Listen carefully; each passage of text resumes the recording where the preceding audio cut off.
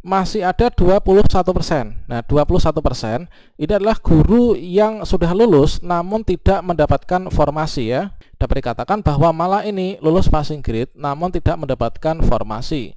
Nah, berikutnya pada seleksi P3K guru di tahun 2022 nanti, ini SDN Sejahtera 4 akan dibuka formasi sehingga nanti malah ini akan bisa melamar ya.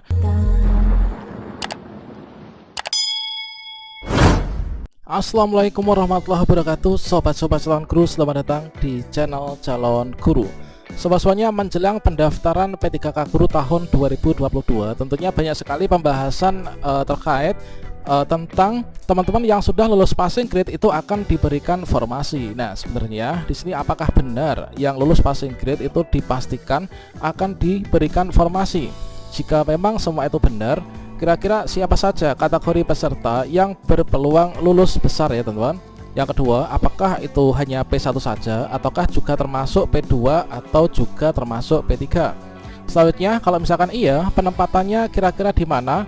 Selanjutnya, bagaimana dengan guru non-Indo? Silahkan simak video ini sampai selesai. Namun sebelum kita lanjutkan, perlu saya ingatkan bagi teman-teman yang mungkin baru pertama kali menemukan channel ini, silahkan klik tombol subscribe-nya dan aktifkan notifikasi loncengnya sehingga nanti jika ada update video terbaru, teman-teman tidak akan ketinggalan informasi. Yang pertama, benarkah yang lulus passing grade itu dipastikan akan diberikan formasi?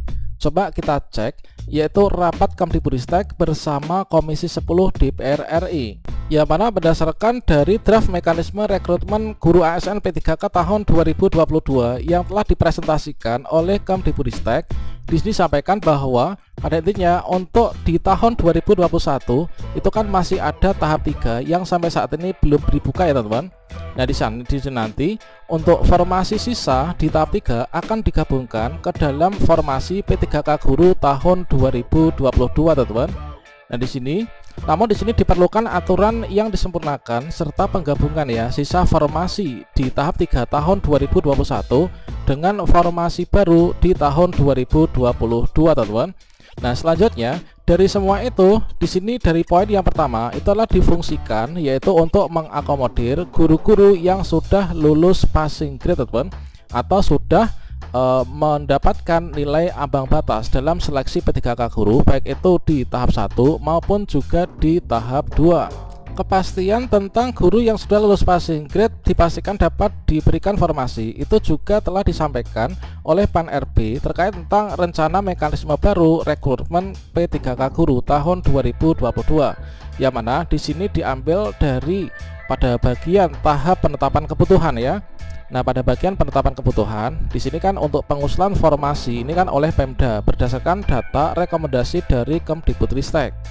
Nah, selanjutnya di sini difokuskan yaitu dengan memprioritaskan guru yang sudah lulus nilai ambang batas tahun 2021 namun tidak mendapatkan formasi. Kemudian untuk bagian yang kedua di sini pada bagian penetapan kebutuhan atau formasi ini adalah oleh Pan RB ya. Sepanjang anggaran ini disetujui oleh Kementerian Keuangan. Nah, di sini proses seleksi ini adalah prioritas peserta yang lulus nilai ambang batas tahun 2021. Jadi jika ada istilah untuk teman-teman yang sudah lulus passing grade dipastikan diberikan formasi, itu adalah benar adanya ya teman-teman, berdasarkan dari paparan Kemdikbudristek dan juga Pan RB. Nah, selanjutnya kira-kira siapa saja yang berpeluang besar untuk lulus teman-teman dalam seleksi P3K guru tahap 3 maupun juga tahun 2022, dikarenakan itu nanti akan dipadukan ya.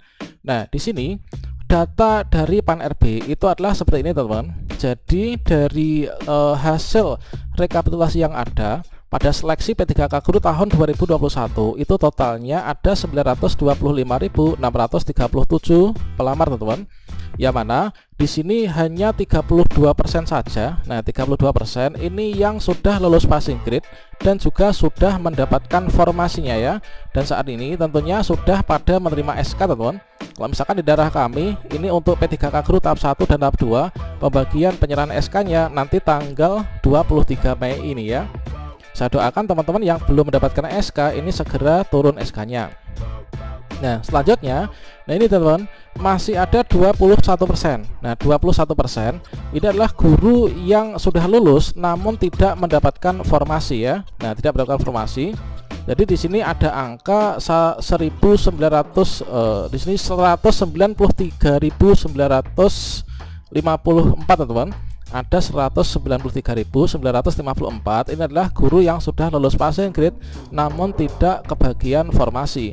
Dikarenakan apa kok tidak kebagian formasi? Dikarenakan kalah perankingan ya ketika teman-teman ini mengikuti seleksi P3K guru tahap 2. Nah selanjutnya, apakah semua itu nanti yang sudah lulus passing grade itu termasuk dalam kategori yang mendapatkan P1, P2 ataupun P3? Nah seperti yang kita ketahui dari teman-teman yang telah lulus passing grade yang masuk dalam angka tadi itu adalah semua termasuk dalam P1, P2 dan P3 ya. Baik itu dari teman-teman tenaga honorer kategori 2, kemudian guru sekolah negeri, guru sekolah swasta dan juga lulusan PPG. Jadi misalkan saja di sini dari peta persaingan yang teman-teman ikuti dulu ketika ikut seleksi P3K guru, maka di sini nah ini kita bisa cek ya teman-teman. Yaitu ini adalah contoh dalam salah satu peta persaingan. Ini kan ada misalkan ada 4 orang pelamar teman-teman. Nah, di sini ada 4 orang pelamar, maka di sini yang mendapatkan nilai tertinggi lah, ranking tertinggi ini yang bisa mendapatkan formasi ya. Nah sebenarnya dari kesemuanya ini 4 orang ini sudah lulus passing grade, meskipun passing grade-nya ini berbeda-beda ya. Kalau peserta nomor 1 ini kan passing grade kategori 1, ini passing grade kategori 1, ini passing grade kategori 3, kemudian ada passing grade kategori 3. Termasuk P1, P2, P3 ini adalah juga dapat dikatakan sebagai lulus passing grade, yang mana nanti akan berhak untuk diberikan formasi ya teman-teman. Itu sudah dihitungkan oleh Kemdikbudristek.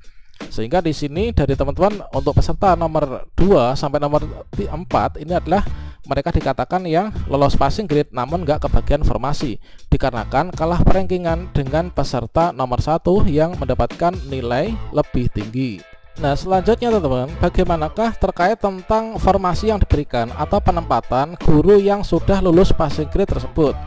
Nah di sini kita cek kembali, yaitu dari paparan Pan RB ketika sidang atau rapat dengan Komisi 10 DPR RI, ya pada di sini difokuskan juga selain mengakomodir dari teman-teman guru yang sudah lulus passing grade, maka di sini difungsikan ini adalah memperbanyak kuota formasi, inilah untuk mencegah terjadinya pergeseran antar guru ya di sekolah induk yang lebih banyak lagi teman-teman.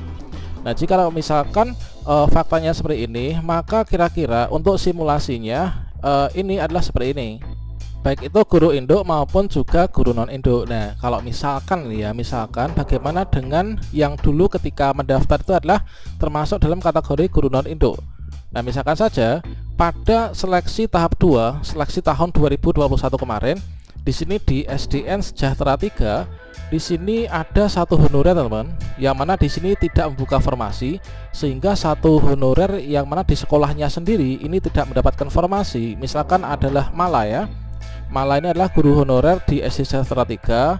Nah di sini di sekolahnya ini tidak membuka formasi. Kemudian di SDN Sejahtera 2, nah di sini ada 1 formasi teman-teman, yang mana di sini ada 2 pelamar. Sebenarnya adalah untuk pelamar yang pertama adalah Doni. Kemudian Mala ini adalah memilih formasi di SDN Sejahtera 2. Kemudian dari hasilnya, dari hasil mereka mengikuti seleksi P3K guru di tahap 2, maka di sini Mala ini kalah perankingan teman-teman. Sebenarnya sudah lulus passing grade ya, kalah perankingan dengan Doni, sehingga yang mengisi formasi ini adalah yang Doni ini teman-teman. Nah seperti ini dapat dikatakan bahwa Mala ini lulus passing grade namun tidak mendapatkan formasi. Nah berikutnya pada seleksi P3K guru di tahun 2022 nanti, maka di SDN Sejahtera 3 yang mana Mala sampai saat ini kan belum lulus ya teman-teman. Nah di SDN Sejahtera 3 nanti, maka di sini Mala itu akan diberikan formasi teman-teman. Nah dia akan diberikan formasi. Nah selanjutnya kalau misalkan dari analisis jabatan yang ada di SDN Sejahtera 3, misalkan tidak ada guru yang pensiun atau jumlah gurunya ini sudah penuh berdasarkan data dari Dapodik, maka tidak memungkinkan untuk diberikan formasi ya, untuk dibuka formasi di sana nggak mungkin. Jadi untuk mencegah pergeseran yang lebih jauh lagi antara guru induk non induk yang mungkin jarak waktunya, jarak tempuhnya itu jauh, maka di sini nanti akan dibuka yaitu formasi di SDN Sejahtera 3. Tentunya nanti analisisnya itu berdasarkan dari data kontribusi SEK. Ini SDN Sejahtera 4 akan dibuka formasi sehingga nanti malah ini akan bisa melamar ya dalam sekolah yang dekat dengan wilayahnya. Berikutnya seperti halnya ini, misalkan Pak Budi ya, ini seorang guru THK 2 itu kalah perankingan pada saat seleksi kompetensi 2 kemarin. Nah, tahun 2021 sehingga dia tidak mendapatkan formasi. Maka nanti akan dialokasikan formasi untuk Pemda ya di sekolah Pak Budi agar dia itu dapat melamar di sekolahnya. Nah, itulah teman-teman kira-kira gambarannya. Semoga teman-teman nanti bisa semangat ya dan lulus di seleksi P3K Guru tahun 2022.